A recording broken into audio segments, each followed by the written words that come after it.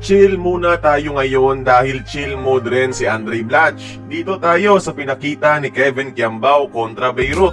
At ano nga ba ang rumored offer sa kanya ng UAE national team na mahirap tanggihan? Lamborghini nga ba? Pero bago natin pag-usapan, palike naman ang ating video bilang suporta.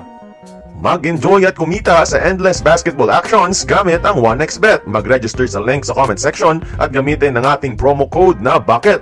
Available na rin to sa Play Store at Apple App Store. Kaya ano pang hinihintay nyo, bet responsibly.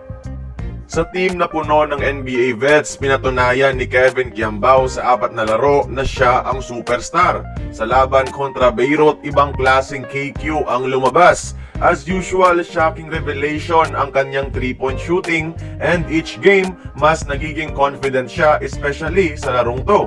Pagtanggap niya ng bola, corner or wing, spot up kagad titira. Wala nang halong hesitation, shooter's mentality. Pag-receive, bomba kagad. He showed that he is at best small forward rather than being a big man. Pero, mas bibigyan kong credit ang depensa niya this game. Kasi, yan yung question sa kanya as he transitioned from a big to a wing. The past games, he struggled catching up sa perimeter defense. Pero today, against Dar Tucker, ang former naturalized ng Jordan, KQ played great defending the perimeter. Although a little slower, he made up for it with his IQ. Nababasa niya kung saan papunta at inaunahan niya doon. If he continues this kind of defense, pwede ko siyang maikukumpara kay Jeremy Grant. Mostly a 4 but can play as a wing, athletic at 40% 3-point shooter.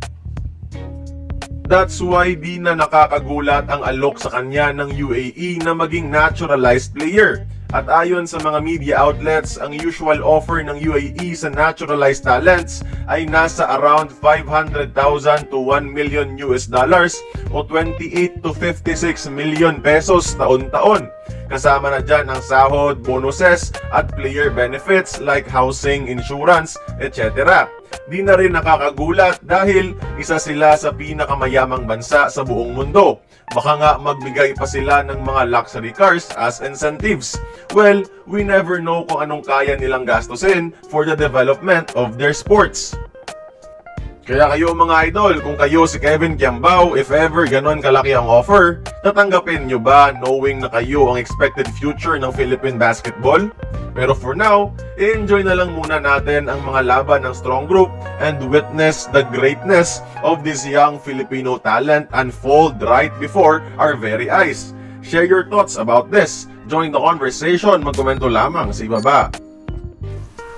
Kung nagustuhan mo ang ating video, please like, share, and subscribe.